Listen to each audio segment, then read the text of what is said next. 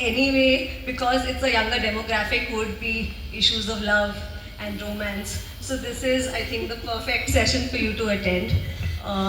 I think we're talking about writing new age romance. So I would want them to know a little bit about your writing journey also, how you began, because you wanted to become a romance writer at age 8.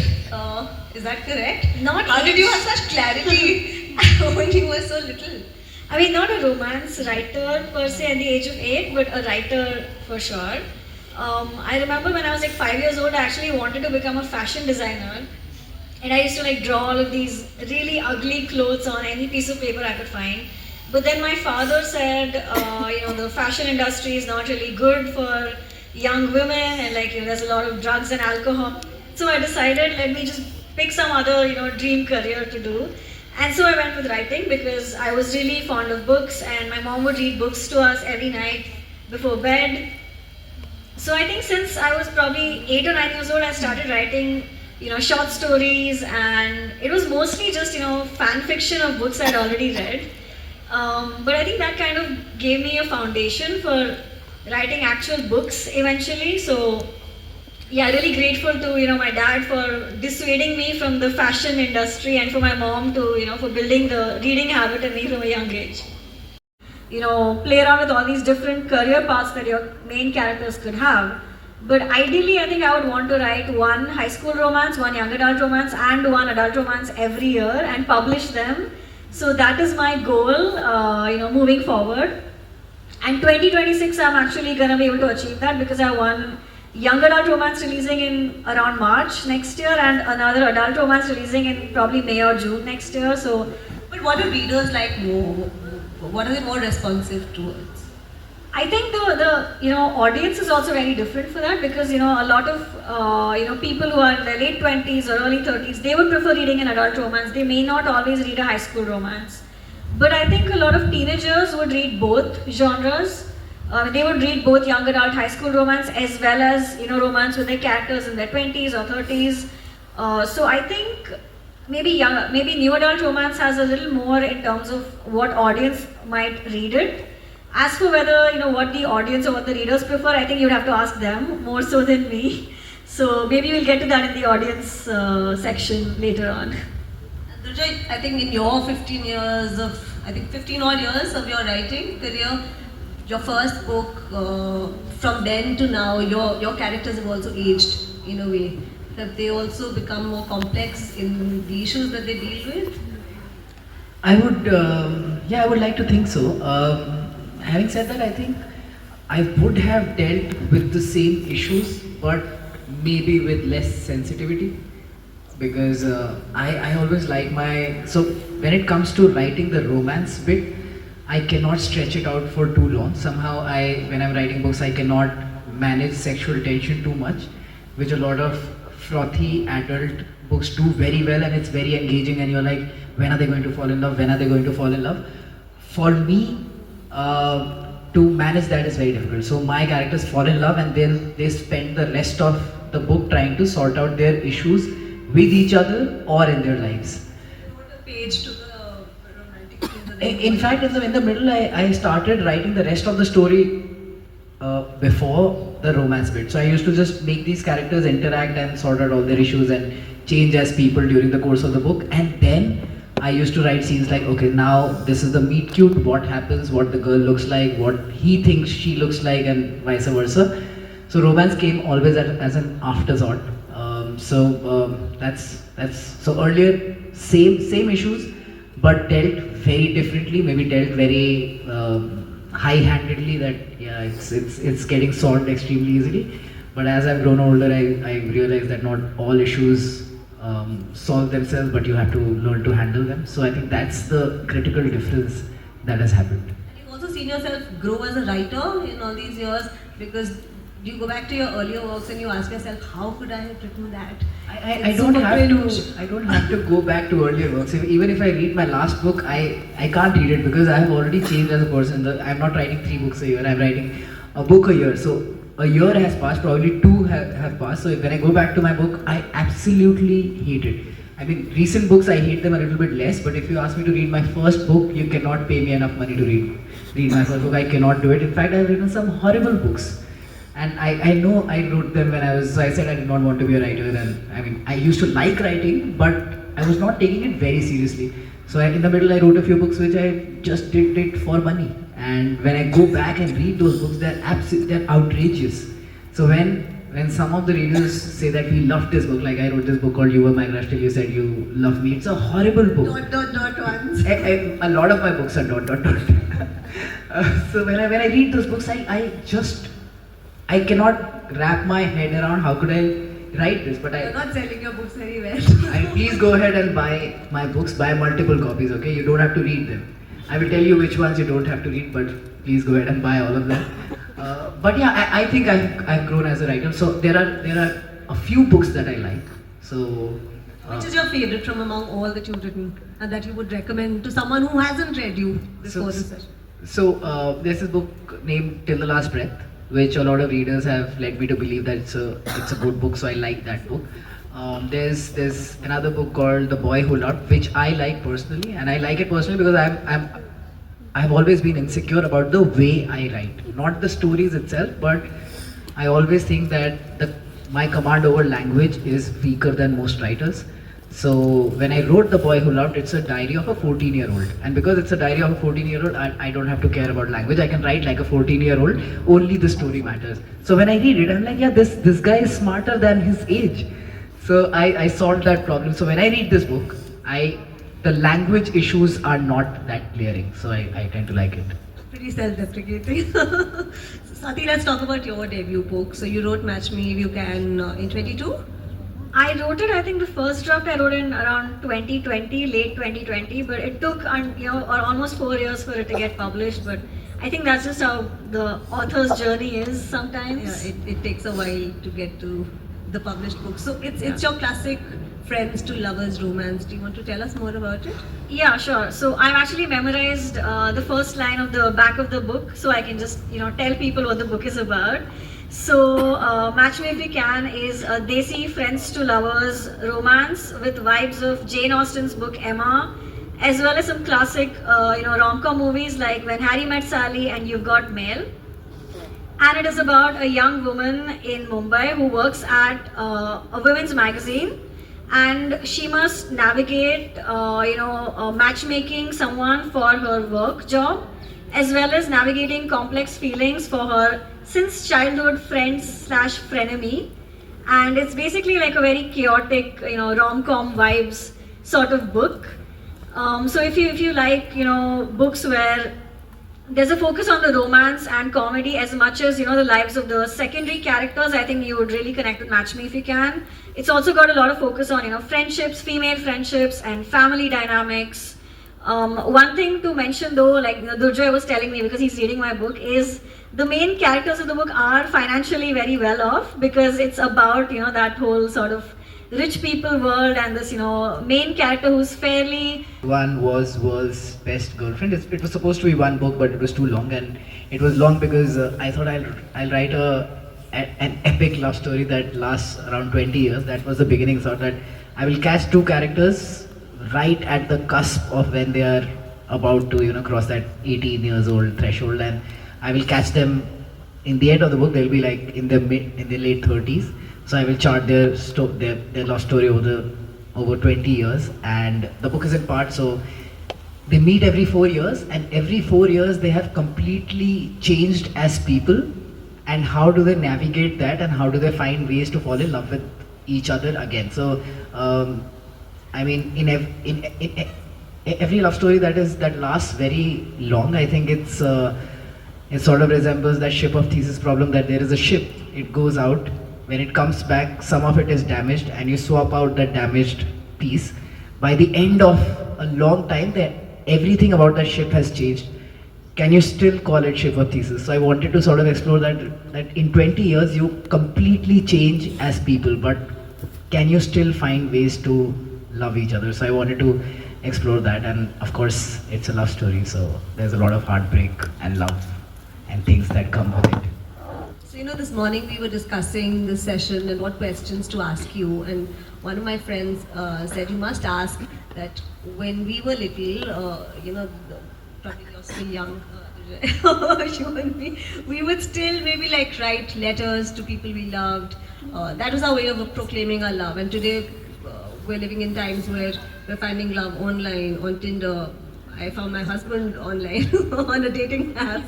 So ways of discovering love have changed. But do you find yourself feeling nostalgic for earlier times? No. I don't, because I was an introvert, so for me to go up to a person and start a conversation, I would rather give my hand into a blender. So for me to think that people have, and dating apps came like right after I got married, so I was thinking like this is gold mine for anyone who can write, because I think a large part of my writing journey started when texting became cheap. So texting was really expensive, and then suddenly all these telecom operators came in and said that okay, now every text is just 1 paisa. So what happened was that the girls started sending boys in our college very long texts, and the guys did not have anything to reply with. But then I was their friend, so I used to type out long replies and on You should their. have asked them to pay you for this. Yeah, it just struck me later. So I used to do that, and I used to have like, I don't know how many relationships I'm responsible for in my college. That's when I realized that I can make someone fall in love through writing, but not in person. So now when I think of dating as from the point of view of someone who cannot talk to people, at least in the beginning, I'm like, this is incredible. You can have limitless conversations here, and then when the person in front of you is already into you, then you meet.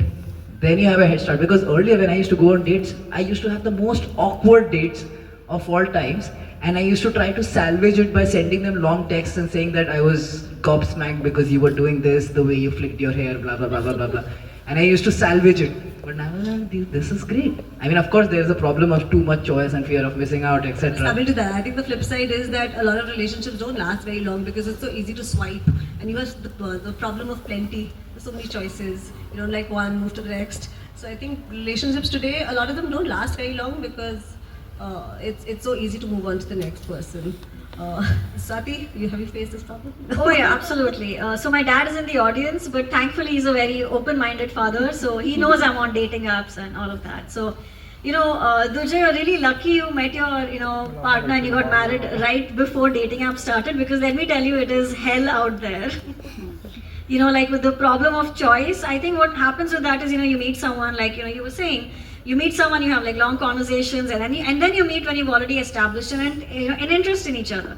Unfortunately, by the time you're messaging someone for like a few days to a week, they might have matched with some other person and started conversations with them, and then you end up never meeting that person because they're like, oh, Or talking I to found- three people together. yeah, exactly. And then one issue I face, which I don't anymore, because now I've decided once I have 2 matches, I will pause the app.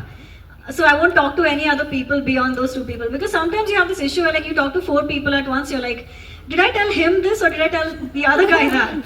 And like it's so chaotic. And I know that the men are facing the same issue because I've spoken to them about this. And sometimes they'll be like, remember when you were talking about that? And I'd be like, no. And then I realize, okay, you must have spoken to some other woman about that. So, it can get very embarrassing and very confusing that way. So I think, hopefully I don't have to be on dating apps in the next few years at least. Hopefully I meet someone before that. But we'll see what happens. But in any case, those of you who, end up never having to use dating apps would be the luckiest people on earth. I'll say that for sure. Sati, you're also, besides being an author, you're a mindset coach and you're a fiction editor.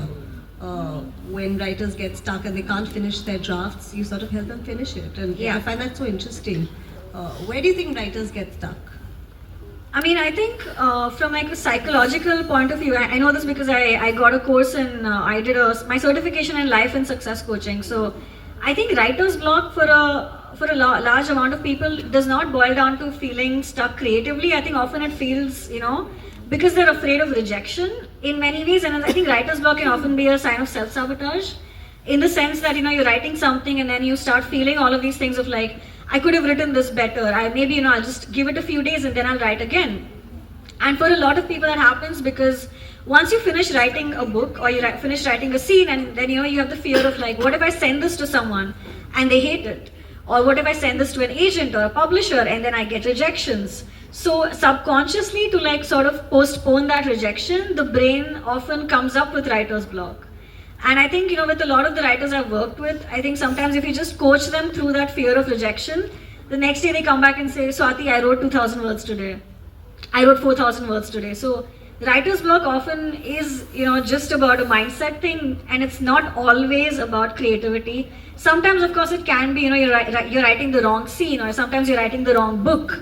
But oftentimes, I think it comes down to the subconscious mind just being really mean to you. Yeah, I don't think you've ever faced writer's block. You're 20 books old, and there have been years when you've written 2 books in a single year. I think writer's block, I agree with you. Writer's block is something that writers have come up with so that they can postpone writing, because there is so much self-doubt when you're writing. And the only reason why I could churn out books at a higher rate when I was younger is because I did not care enough. I was like, yeah, it's fine. I mean, let's go ahead with it. I allowed myself to make a lot of mistakes when I was young, which is critical when you're a writer, because every day is not going to be a good day. Sometimes you're going to write absolute trash and you have to be okay with it. And I was extremely okay with it when I was younger. I was like, yeah, let's get 1,000 words. Let's get 2,000 words. We'll see in the second draft. We'll see in the third draft. But now, as I grow older, I'm like, no, I've put in so much time. I cannot let this go waste. I have to write the perfect chapter. Only then will I go ahead. So now I found a trick. So on my table there are like stacks of books. And whenever I'm stuck, I pick a book out and I start reading from a random page. And whenever I hit upon a badly written sentence or a badly written passage, I'm like, this is a writer who's better than me. And if he can write like this, I can also write like myself. So, so now I have a constant reminder. So now all the good books that I like, slowly they are all turning into bad books, because I know what page I have to go to find that really badly written sentence or lazy sentence, and I'm like, yeah, see, if he can do this, I can. So you have to allow yourself to suck at times. You have a technique to get over this. It's called writing from the gut technique. Yeah, you've What really is done that? your research. You've really done your research, yeah. So writing from the gut is basically, sometimes for me, I might be writing a book and I'm maybe on chapter 3 and I'm like, oh my god, okay, like I don't know how to go beyond this. How do I write chapter 3? But in my head, I'm like, that scene towards the end of the book, like I'm really excited to write that scene. So I just pause at chapter 3 and then I go and write the scene at the later stage of the book. And by the time I'm done writing that scene, I'm just so energized and so excited and so proud of myself that I think it becomes easier to go back to that, chapter 3 that I was like, I just don't want to write this. And then it becomes a lot easier for me to actually sit down and write it. And one thing I really believe is that you can't edit a blank page. So it's always, even if you're writing, something that's absolute trash, it's better to write it and then move forward than, not write anything at all. Sometimes, of course, you just physically cannot write anything that day because your mind is all messed up or jumbled up. And I think giving yourself grace in those moments is also part of writing from the gut, because I call it writing from the gut because it's like, that gut feeling that, immediately being drawn to something, that's sort of what comes from the gut. And when you're really drawn to a scene in your book, even if it's chapter 1 or chapter 20 or, the end final scene of the book, I think you should just go ahead and write that.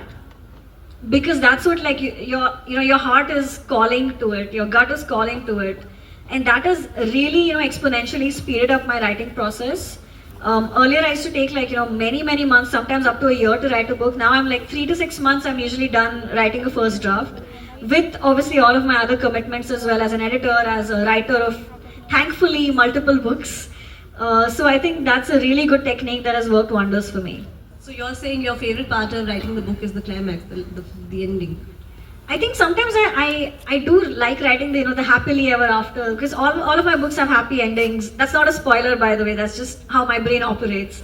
So I usually like to write the final scene before I write the any of the earlier scenes. I think that's also a good way for me to like figure out where is this book going to come to, and from there I can kind of work my way backwards and then figure out, okay, so this is how they get there happily ever after. Now how do they actually go through that journey? So then I kind of write it from the backwards method. What is your favorite part to write in a book? Is it flashbacks? Is it character intros? Is it the romantic scenes? You say you don't like writing romance. Yeah, I think when I start the book, that's because then you have like 2 fresh characters who can do anything in the world, and you have like a lot of ideas to start off with, and then I start with writing 2,000 words a day because I have so many things that I want to say, and there's so many things that I want to say, and I want the character to, I want to say it through the character, that I really speed through the first part. And of course, every writer hates writing the middle part because middle part is usually just taking the story forward in the motion that you have set. But initial, when I'm writing the book, first 20, 30,000 words, when the characters are just getting introduced and they're just interacting with each other and they start realizing that maybe this is a prospective partner, that is when I am the best at. And of course, after I finish writing the book, I also really enjoy writing the second draft, because in the first draft I'm usually writing for myself because I put in everything that I feel in a book. But the second draft is like making your friend watch your favorite movie and you're constantly looking at your friend that, are you seeing what I did? Are you seeing what I did? So which is a slightly nervous experience because you want them to laugh at the same jokes, feel the same thing. But for me it's very exciting because now I know what the book is about. Because the first book is I'm overwriting things or underwriting things and I don't get to know what I'm doing. But the second draft, the entire thing gets extremely sharp and I know where I have to take every scene. And that is also, so second draft I enjoy doing the most, third draft I don't care. So, Now the publisher can take over. A lot of people say that the key to writing a great romance novel is writing a great friendship. Do you agree with that? I absolutely agree. I think, having written a friends to lovers romance, I 100% feel like if your partner does not feel like a best friend, I think I would probably say something is off, because friendship, is in my opinion the first and last step to love. Even if it's not that you start out as friends, I think once you get into a relationship, once you get to know someone, I think beyond that, sexual attraction or beyond that romantic attraction, I think that there should be a natural, healthy friendship where you feel like you can tell this person anything. And writing that into a romance novel, I think, is very essential, because otherwise it's just, okay, they meet, they're attracted to each other, oh, I'm in love. And that's not really how relationships work. I think nowadays, maybe more so in the dating app era, you feel that instant gratification just based on looks alone. But I think a truly healthy relationship in the real world and in the writing world, in fiction, I think that comes from really knowing someone's soul, knowing someone's heart. And I think that's something that's there, whether you're with your best friend or whether you're with your partner. And oftentimes I think the two should not be mutually exclusive. Your partner, I think, at least in my case, I would want my partner to be my best friend. Rucha, the inspiration for some of your earlier books, you've said, were mostly people you saw, your family, your friends, the world around you, but not so much now. Now you're more influenced by the books that you're reading, the shows that you're watching, and that sort of permeates in your work. So how has pop culture influenced your writing?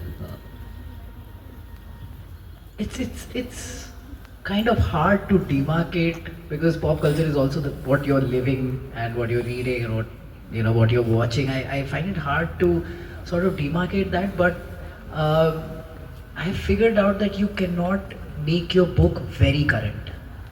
That you cannot write your book on things that are happening just today. Because I wrote my first book in 2008, and in 2013 when I changed publishers, I read my book and I found that there are so many things that are so out of touch, because I tried to be contemporary to 2008, that okay, this is happening and this is what I need to write now, this is what will make sense. So back in 2013 when I saw that, and I started editing the book, and I started editing the book thinking that I'll make it current to 2013. And then I edited my second book and my third book, and this is a very tiring process. If I change publishers in another 5 years, I did not. But if I change publishers another 5 years down the line, I'll have to do the same exercise again.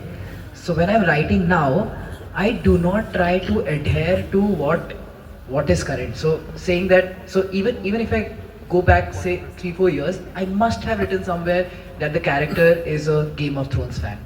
But now in 2025, Game of Thrones, it's dated. I mean, people don't talk about Game of Thrones at all. So I try to not write like that. I also try to not catch phrases that are current to today. So even in 2008, I was very wary of using bro and dude, etc. Because for me, even people say it, and I also say it ironically, but even then I was like, no, this is already passé. I mean, we can't say this. And these days, language itself changes every. I mean, earlier, if a new word used to come in, it used to have a long shelf life. But now what happens is a new word, a new phrase comes in within 3 months. Everyone knows, and the fourth month is like everyone is using it. We can't use it anymore. So I try to not make everything too current. But of course, you can't run away from it because, say, if you're writing a relationship that is set in 2025, social media has to be a huge part of it because you can't. I mean, you have to give an explanation that why don't you know where your classmate is when there is LinkedIn, Facebook, Instagram. Then you have to say, oh, he's not a social media person. You have to put all those in checklist. Why don't you know he has a girlfriend? He has to have a social media presence. Or why don't, so you have to answer these questions. But I try to not make it very current that the guy is uploading 20 Instagram stories a day. Suddenly you are in 2013, Instagram is not there. And then you read it, you're like, oh, what is it? Yeah, they've gone to something else. They're watching some other show. They're wearing something else. I mean, think of all the romance books where the girl has described the guy as wearing the best skinny jeans I've ever seen, and suddenly you are reading it. Who was wearing skinny jeans? Yeah, no, why? Swati, you're a Swiftie, you're a Taylor Swift fan. Yes. And she references a lot of fiction in her songs. Yeah. Do you reference any of her songs in your fiction? So I think like there was one scene in one of my books where I mentioned that the main character singing the song "You Belong with Me" and dancing to it in her kitchen, and my editor made me take that out because she was like, let's not add that in because we never know whether Taylor Swift will be problematic 10 years from now. So that was one of the things that I had to keep in mind. So I think I think there's one reference in Match Me If You Can of like they turn on the radio and a Taylor Swift song starts playing, and I simply was like, I cannot part ways with that because I'm a Swiftie. But I didn't mention which song, I didn't mention anything about whether they like the song or not because again, like Durjoy said, a lot of things can change in a year or even in a month, forget 10 years, and I would hope that my books stay on the shelves for 10 years. So for that reason, I didn't try to make it too, modern, contemporary. I mean, in a sense, I think the writing is contemporary and fresh because it's about characters and, who are young and living in, the late, living in the 2020s era. But I didn't intentionally try to make it like, oh, they're like he said, they're not uploading multiple things on Instagram or like I've been wary of using those terms. But again, social media is a huge part of it. The main character in Match Me If You Can does have an anonymous blog, and blogs are also sort of going out of style right now. Yeah, no one writes them anymore. But I think the reason yeah. So I think the reason I kept a blog there was because it was supposed to be anonymous, so she couldn't be on like a social media platform and show her face. So that's why I went with like, okay, blog. And I mean, there are still some blogs that are like, connected to other websites, but not blogs on their own. But yeah, we'll see, ask me that question again in 10 years and we'll see what I answer. And your bio says you write books that are high on slow burn and low on spice. What do you mean by the latter part? Low on spice as in, because my father reads my books, there are very few, if any, sex scenes in the book. Even if there's Durjoy only asked me to ask you sex questions because your father's in the audience. Yeah. Anyway, so low on spice as in, like obviously stuff happens because they are young people, but it is not described on page. So I think, in that sense, it's a good thing because then my books can be read by, kids or, not kids, sorry, but like, teenagers. I feel like they're kids because I'm getting older, but teenagers, and can also be read by people who are in their 40s, people who are in their 30s, even probably someone's grandmother might like the book if she is slightly more open-minded. So, and high on slow burn obviously means it takes a while for the characters to get together, and there's all that sexual tension and the pining and the angst because I thrive on that. I could never Dad has really enjoyed my books. Like he keeps messaging me with updates on like how could you write this or like I feel so bad for this character and all of that. But yeah, I hope in the future more men start reading romance because I think it's a great example of like how you can be a better partner to your Yeah, I think Yeah. if men were to read more romance, it would help them understand women a little better.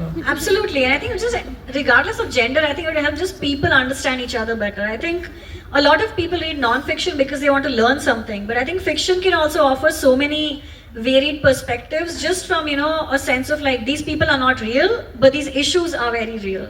And I think fiction can also teach you just as much about life and love and the world as non-fiction can. When do you guys, so what is your writing process like? Do you write best in the mornings? Do you have a process? Is it structured? Is it free flowing? Do you go to a cafe and write? I think Swati, you do that. How do you write? What is your So- writing process? So before I got married, I had the entire day to myself, so I could write any time. Oh, So you have 2 kids. Oh. now I have 2 kids, so writing is now from a very slow jog where I'm doing something else. Now I go to the laptop, maybe start working, and then watch something, etc., etc.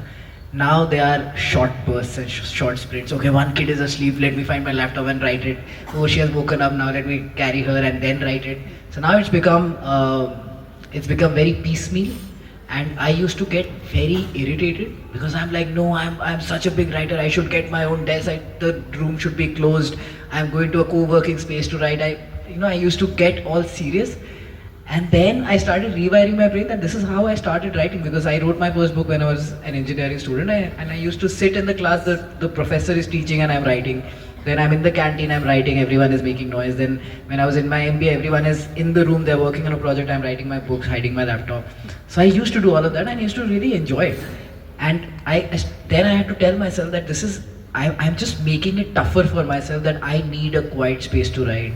I need a 3-hour window to write. I don't need all of that. I can sit anywhere. That's the best case scenario, that you can just pick up where you left off and just you can write for half an hour, then close the laptop and enjoy it a little bit, go about your day and then start writing again. So this is what, I have rewired my brain to sort of start writing again, because in the middle, when I was not married and I was out of college writer full time, I had a lot of time. I had a lot of luxury to sort of think and write and not do anything. But now I don't. So now I write in fits and starts, and I'm okay with that. So my brain stops working after like 6 p.m. So I work best. I'm a morning person, so I work best. My best writing is always done between like 9 a.m. to probably 4 p.m. with obviously breaks for tea, lunch, all of that. And I only work out of cafes. I cannot work from home because if my bed is in close proximity, I'll be like, let me just take a nap. And then that nap stretches on for 2 hours, 3 hours, and that's not healthy for anybody, especially when I also get 8 hours of sleep at night. So cafes are my go-to spot to write. So if there are budding writers in the audience, you should know that Swati has faced over 400 rejections before she arrived at a publishing deal. So you should know that you shouldn't get disheartened, and there is light at the end of the tunnel. How did you Absolutely. get that first publishing deal? So my publishing deal is originally with a US publisher, Penguin Random House US, and I think the reason I got that deal was because I waded through 400 rejections from literary agents in the US. And once I finally got a literary agent based in the US, it was much easier for me to get a deal with a US publisher because that's where her contacts were. And then once we got the deal with the US publisher, Penguin India offered to publish Match Me If You Can, and then that's how I got the deal for India. I think I went with a US publisher or just with that goal in mind because I think it's more exposure, it's a bigger market, and also it pays really well. So it pays in dollars, and with the rupee falling every single day, it has been fairly beneficial for me. But maybe not for the economy at large. So yeah. Last few set of questions. What are you guys writing next? What can we look forward to? So I have not grown up reading a lot of romance books because most of the books were bought by my parents, and they were not getting many romance. So I've grown up reading a lot of thrillers, and I've always wanted to write thrillers. There's one romantic thriller that I wrote back in, I think, 2018 or 19, and I've been raring to write more thrillers, but I find it very difficult to believe in thrillers written in India because so the kind of books that I was reading were Not with the crime rate in India, it shouldn't be right. that is the other problem, that you have to involve the police in it, and that is such an unsavory addition to, you cannot write a police procedural with a hot looking investigator, because when I say Indian police, you think of someone with a paunch who will beat a confession out of a suspect. You cannot expect anything fair. So I have always found trouble to sort of find, and you know what happened, what the worst thing that happened is cell phones and proliferation of CCTVs, because the books that I had grown up reading were in the 90s when everything was closed and you had to like find clues, etc., and forensic was not believable, and now everything is so technology He's a based. CID. Yeah, so it's become very difficult. But now I have finally, so now because people have really got into true crime podcasts where you can place a murder 5 years away, like it happened 5 years ago, and now a bunch of amateurs are solving the crime. I really got into that genre, so my book is in that genre. It's a bunch of students trying to investigate the death of a professor, which happened 5 years ago. So interesting. And you're writing a lawyer romance? Yeah, I'm writing a rom-com about two lawyers who actually team up to defend a someone accused of murder. So this also has been involving a lot of researching on law and how the police work and forensics. So I think I can really relate with Durjoy on that it is very complicated to. I think this has been the most challenging book I've written, but just because of the amount of research that's gone into it. So I'm still writing it. So fingers crossed I hit my deadline of April 14th. Right now it's looking a bit unlikely, but we'll see what happens. So we're left with 5 minutes. I can throw open the floor to the audience for questions.